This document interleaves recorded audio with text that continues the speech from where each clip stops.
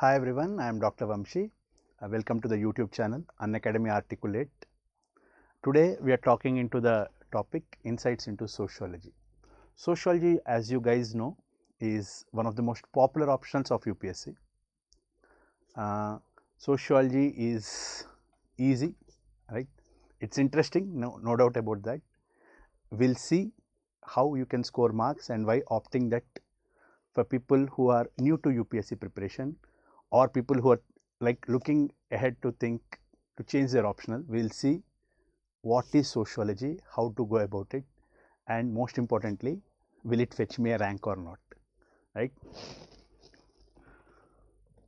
This is in brief about me, right? I am Dr. Vamshi. I work for the Government of India and Ministry of Science and Technology in Bangalore, India. I have been training civil services, civil servants at a very prominent civil service institute and website in Bangalore. This has been my UPSC journey. I have been to 3 interviews in 2014, 15 and 16, and I have been one of the toppers in sociology optional in UPSC 2014 and 15. Apart from this, the job that I am holding, I have also qualified for the other exams, the Staff Selection Commission, the Assistant Central Intelligence Officer and SBI PO Mains. I have been a plus educator on Unacademy platform since June 2019.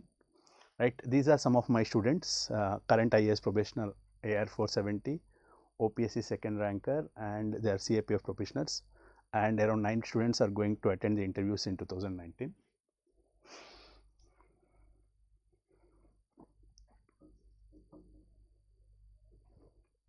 Right, essentially, what is sociology?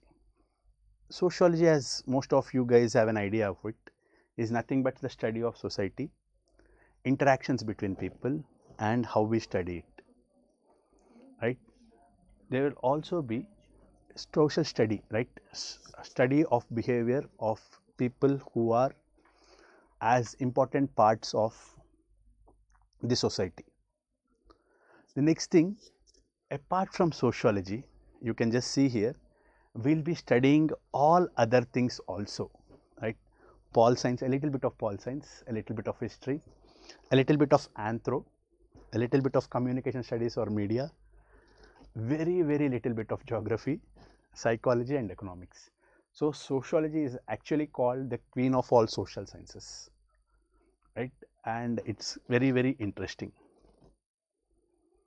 right? A lot of people choose their optional looking at, right, the topper, who got the top rank. Suppose this year there is a top ranker is from maths.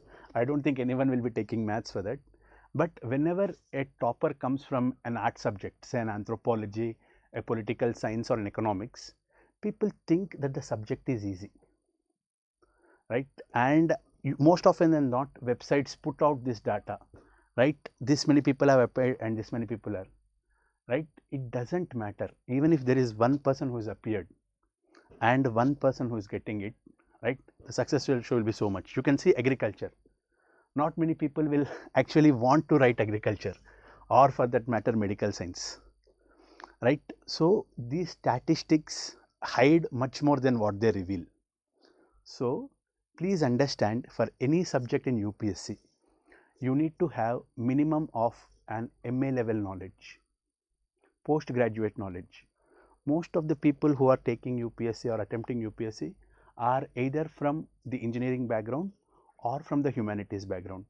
Most of them will be graduates, and UPSC is asking you to do the impossible to make sure that you have the knowledge of an postgraduate probably within 6 months or 1 year of your preparation.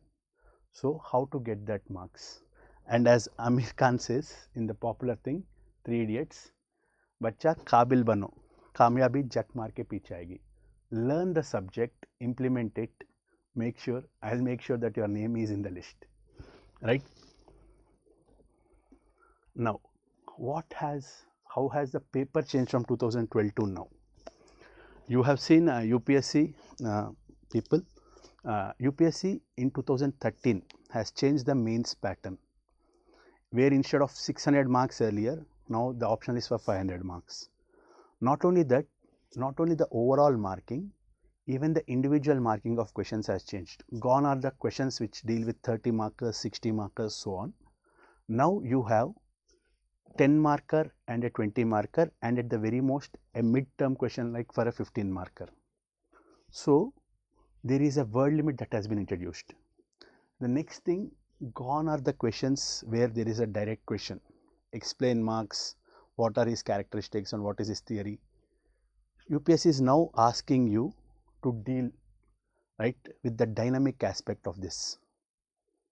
So you have to not only understand maths, you have to apply it in a real life situation.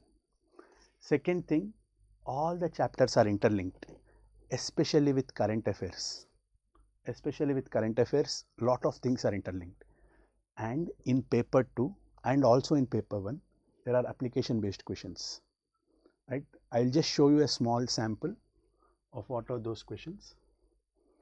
Right? This was a 2012 paper. Very, very simple. This is the first chapter question. And you can see the marks here, 30 marks. How did the French Revolution and Industrial Revolution play an important role in the emergence of sociology? Almost every person who is joining sociology, and this is his first chapter, will be very much aware and he can directly write the question. Right? Second thing, show how Durkheim uses the study of totemism, which demonstrates the reality of religion. Right? His study and totemism is a very much integral part of religion. If you write this, right, 30 marks. Right? Similarly in paper 2, impact of secularization on various religious communities. Right? These are questions that are very much part of the portion, and these are just like right graduate level questions or a postgraduate level paper. Right? So these things are from 2012. Those guys were lucky. We have to create our own luck now. Right? So right, this is the 2019 paper, the last December paper. Highlight the main features of interlinking of rivers. This is sociology, guys, not geography. In India, what could be its probable advantages in Indian agriculture? You have to write this from sociological viewpoint.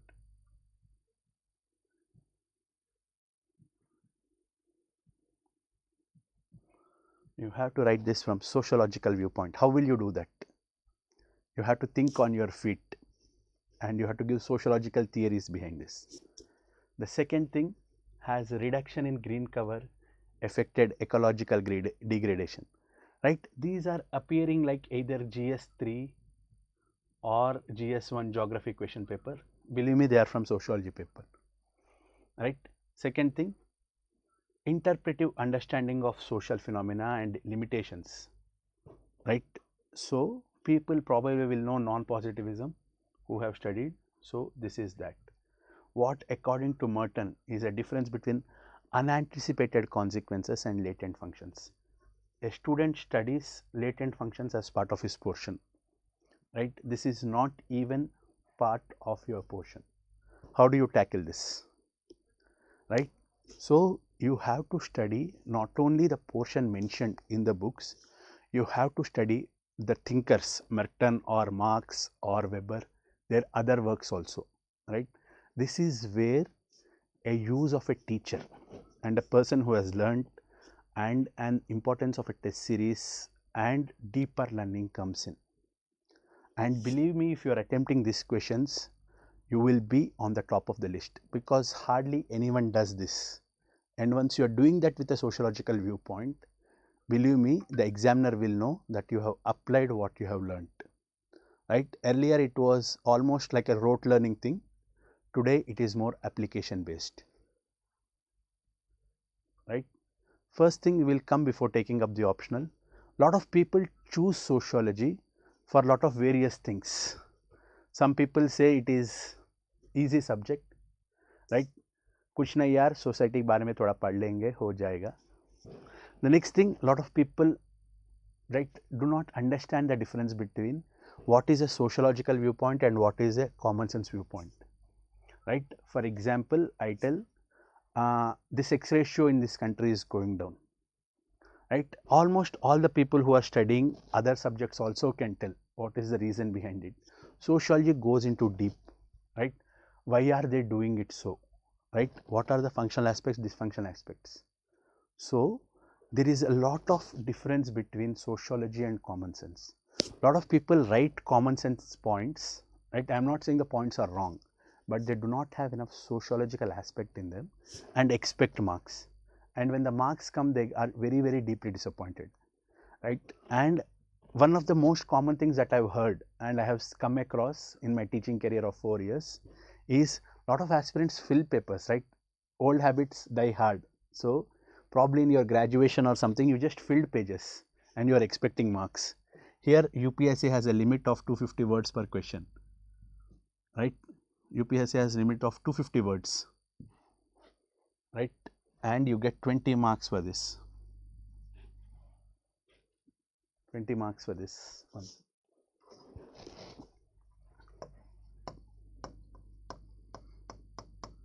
Right?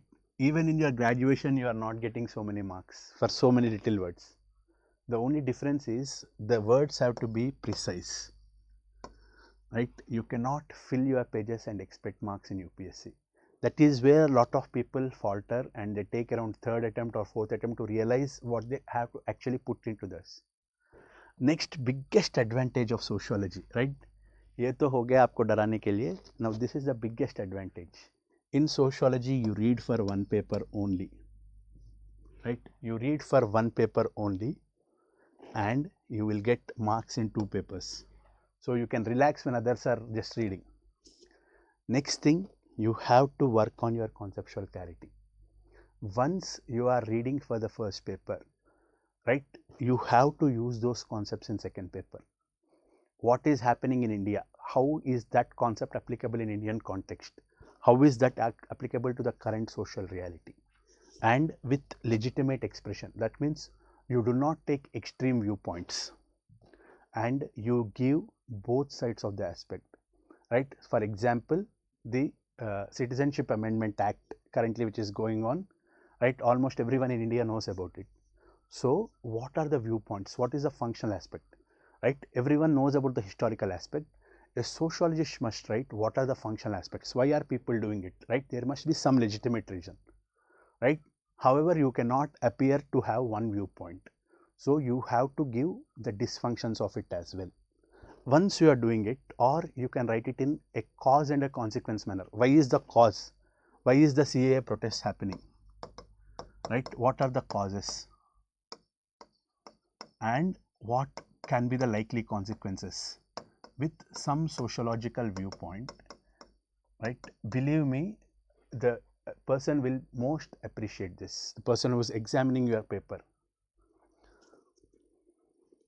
right? Next thing, the focus is on answer writing. The focus is, right, there are two different things. You are studying a lot. Lot of people study a lot as they must do. The main thing they forget is to write. So the first thing is you have to think like a sociologist. What does a sociologist do? He just observes. So if something is happening, I am not very quick to react to it. I just observe. Why is this thing happening? Is there any history behind it? Has some sort of something like this has happened before, right? And what can be the likely consequences, right? Similar way, causes and viewpoints. If you are giving all of this, right, you will have an answer, right? As I told you, give both the viewpoints. Next thing, there must not be any bias. Either you are supporting or opposing that viewpoint, an examiner should not know. Even if the question explicitly asks, right, benefits of interlinking, the question is asking directly benefits, right? You are still a sociology student, you are not a geography student, or you are not a project engineer who is doing the interlinking of rivers. So what you basically do is you write down the historical aspect of interlinking, what are the functions and dysfunctions of it, and then give, right? A conclusion is not always required in sociology. That is one of the biggest aspects, because you're just thinking like a sociologist. Second thing is determinism. It is bad. CAA is bad. CAA is good, right? These things you need to avoid. An examiner should not know from where you are coming or what is the stance that you are taking in, right? Next thing is structuring of an answer, right? At this level, at mains level, you have around 2500 people every year giving from sociology, right? This is an average ratio that I am telling. It can go up and down. So the thing is, you have to be in the top, and the marks that you get are not your real marks, right? They will be scaled according to other optionals. So we do not know how the other optionals are, and please, please, please, and this is my sincere request, always expect the paper to be hard. Once the paper is hard, your original concept comes out, and the structuring plays a very key role. So suppose, right, just because of this, I am just telling, because this is a current topic going on, CAA, the Citizenship Amendment Act. Now, a lot of people begin an answer thinking that the examiner knows all about CAA, or they give a dramatic start. The protest across India have brought to the forefront the thing, right? You do not, this is not a newspaper report. The main thing that you guys have to do is to structure your answer. Think, think, think, and it will come, right? The definitional approach. First, define what is citizenship in Indian terminology, right? And again, this has to be sociological, right? Our citizenship is based on birth ascription, right, and naturalization. So whether this thing is contravening that, whether it is contravening the logic of naturalization, right, and then define who is a citizen in Indian context and how has the role of citizenship changed from, right, from universal approach to a more targeted approach since 2003. Once you have done that, right, believe me, the examiner knows that this person knows the subject, and this should happen in within one paragraph, because there is a word limit.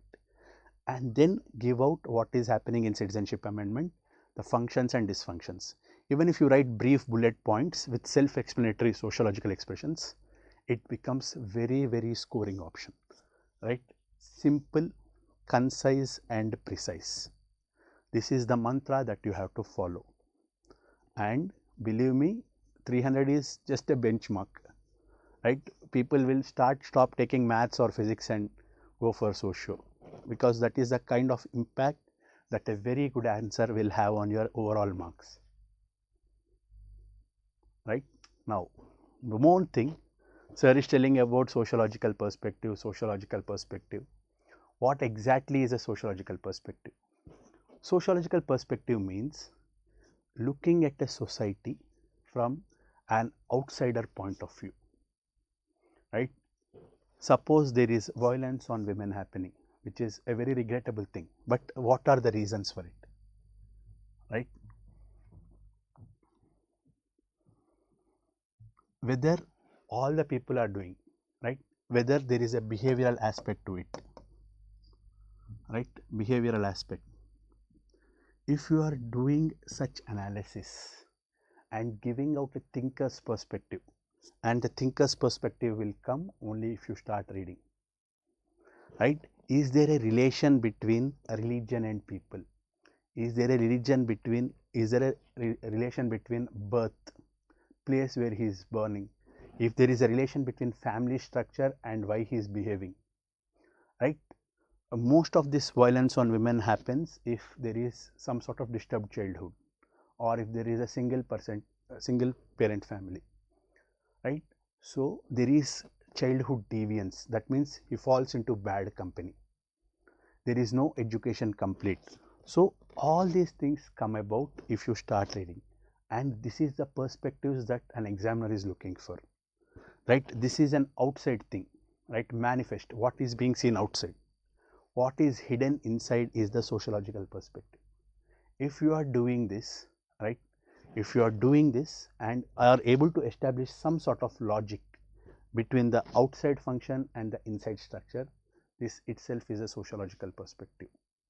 I hope it is clear, right? Most people falter on this.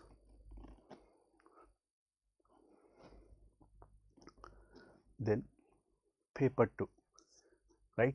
I always get this staying from the student that, sir, I know paper 1 very well. I don't score in paper 2 at all. I had a student who scored 147 in paper 1 and 86 in paper 2. And because of this, he always tells me, sir, because of paper 2, I have lost. Right? Believe me, there is nothing in paper 2. Paper 2 is as scoring, right? Probably according to this logic and according to the logic of other subjects, he must get something around 125 to 130. Right? Why is this vast difference? And this vast difference actually did not let him get an interview call. So first, why less scores? Less scores because paper 2, if you've seen the portion, both the paper 1 and paper 2 chapters are almost similar. Why less scores? Because the person has not applied the concepts he has learnt in paper 1. Suppose a question on citizenship is coming. So what is T.H. Marshall's view on citizenship? Is it applicable in citizenship amendment? What is Gellner's concept of nationalism? Is it applicable in Indian context? You have to give that viewpoints. Lot of people give their own opinions. Remember, your opinions will not carry any weight whatsoever if it is not backed up by a thinker, right? So we do not, because we are not in a position to give, and we do not have universalistic opinions, right? Our viewpoints might be just opinions. The sociological viewpoint will have an opinion with some data or some proof. Hence, a thinker's perspective is always required. The second thing is sources. People say, sir, IGNOU is inadequate. How do I prepare? Right? IGNOU is more than sufficient. The problem people face is summarizing them. Right? IGNOU is an MA material source. It is up to the student to take that material, write out and write down a model answer or a brief synopsis. That will always help, right? Observe, apply and summarize. This is the key source of paper 2. Once you are doing that, believe me, you will get very, very good marks. Second thing you always see, right? Interlinking of rivers, Manrega, all this, government schemes. What is government scheme got to do, right? In sociological parlance, government means state, right? And a state is for the people. So any scheme that a government does, sociological or otherwise, will always have impact on society, right? It will always have impact on society. So you just have to understand that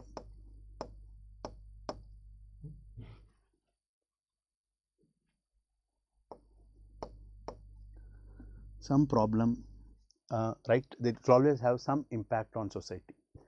Once you are analyzing whether that scheme is impacting some tribals, right? For example, the Van Bandhu Kalyan Yojana, whom is it impacting? A tribal population. What exactly is it doing to, right? It is increasing their livelihood. So livelihood security in bracket, right? Next thing, it is making them closer to the state. State is fulfilling its contract, state contract. So all these things, if you are able to analyze, and this comes by practice, right? It is not observed overall. Next thing is how to tackle out of box questions, right? Believe me, out of box questions are there for a reason. In prelims and in mains. In prelims, out of box questions are to be avoided because there is a negative mark involved with it. In mains, they have to be attempted because they have bonus points, right? It is like a superpower in a game.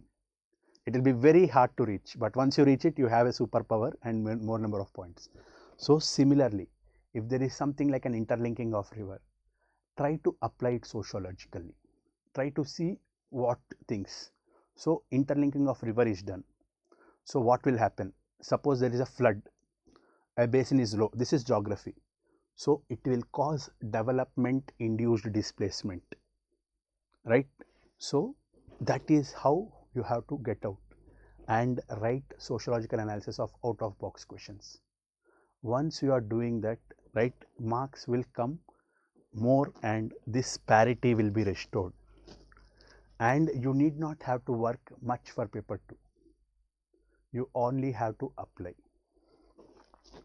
right? And one of the most common complaints, right, of people in socio aspect is current affairs. Current affairs, sir. How to do current affairs? There are a lot of channels that are starting up. They're just giving some current affairs. The sources are your newspaper and editorial, right? A lot of times the editorials are written by some famous sociologists, right? Say for example Guha, Sri Ramchandra Guha, Mr. Satish Deshpande,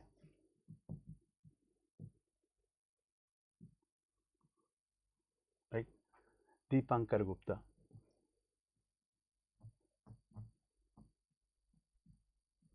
Right? These are contemporary sociologists, and most of them are involved in the process of setting your newspaper, setting your question paper as well.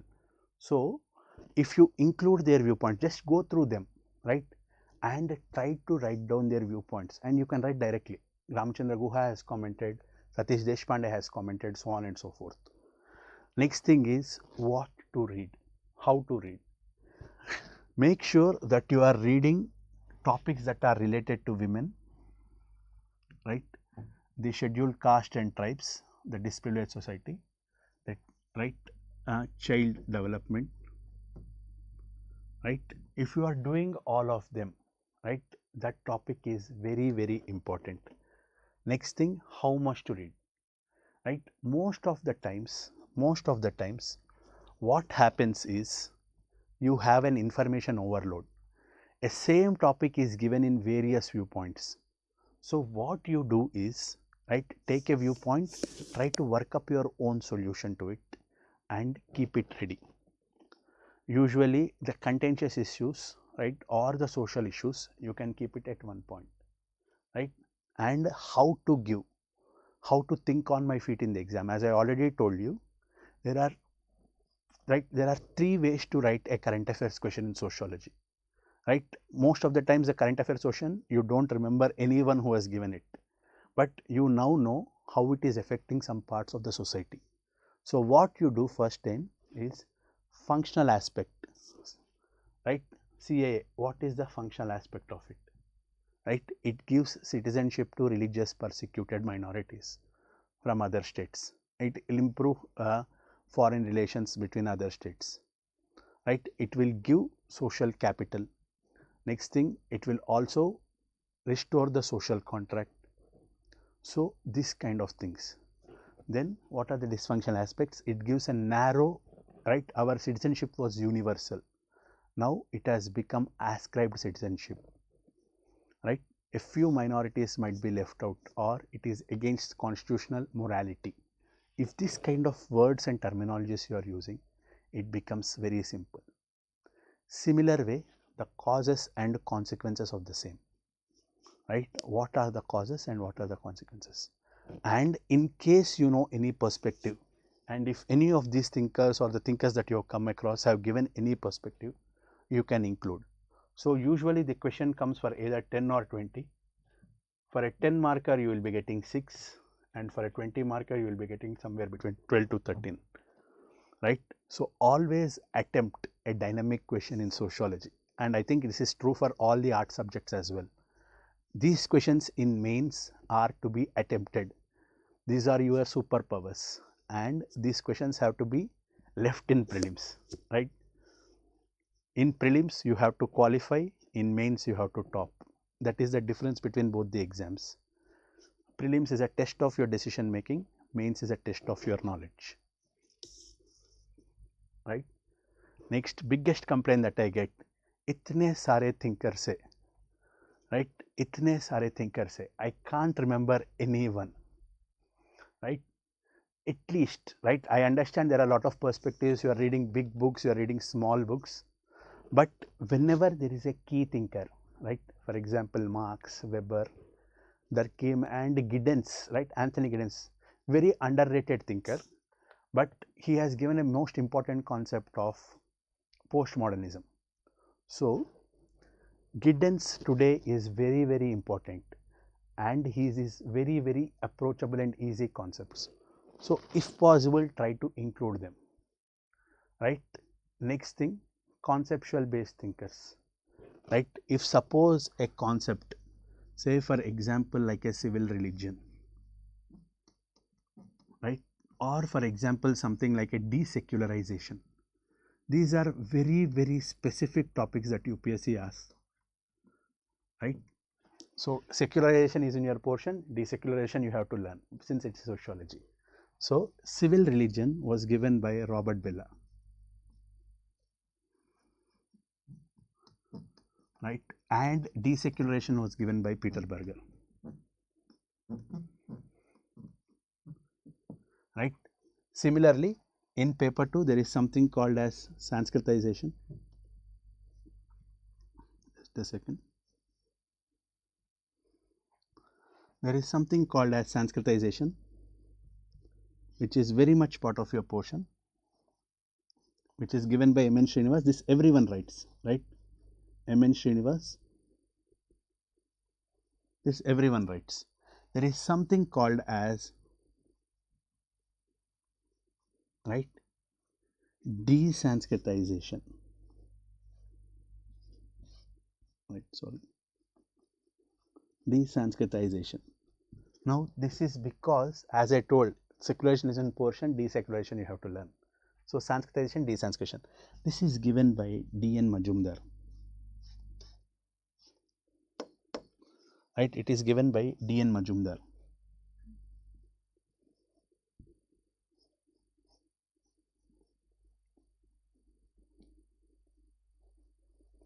Right.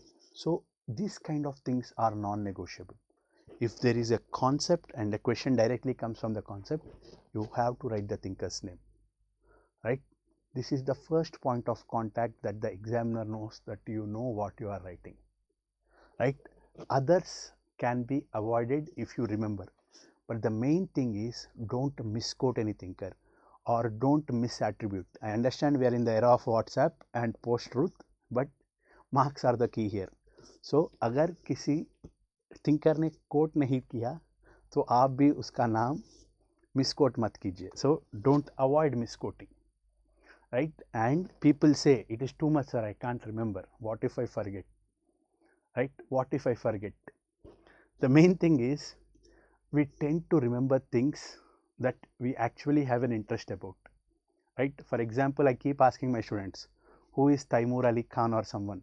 People say his dad and mother's name, his cousin's brother's name.